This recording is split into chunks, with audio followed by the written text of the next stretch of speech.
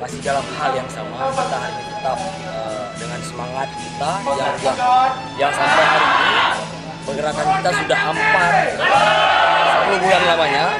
Kita tetap komit untuk menolak tambang kepada PPNM yang berada di Betuhate dan juga bergasing di Aceh Tengah.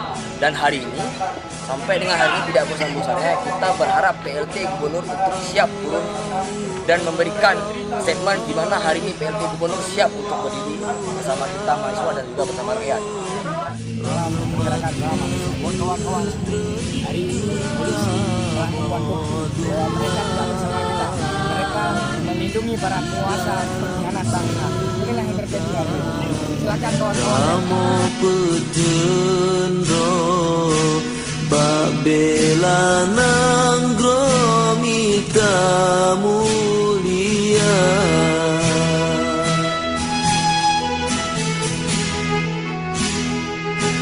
Megri genasih kamu pejuang susah ngan senang sabar merasa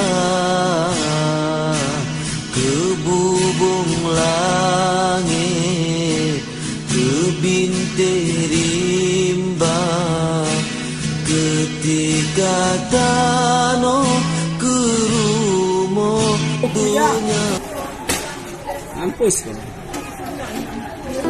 Tangkap, tangkap.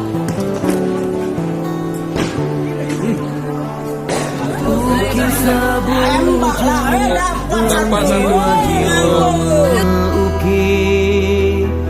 Medara hati jiwa lun hanapat pegakri Go pulih yang awai megantau luka yang baru Demongan cuma tak malah nongom hati luka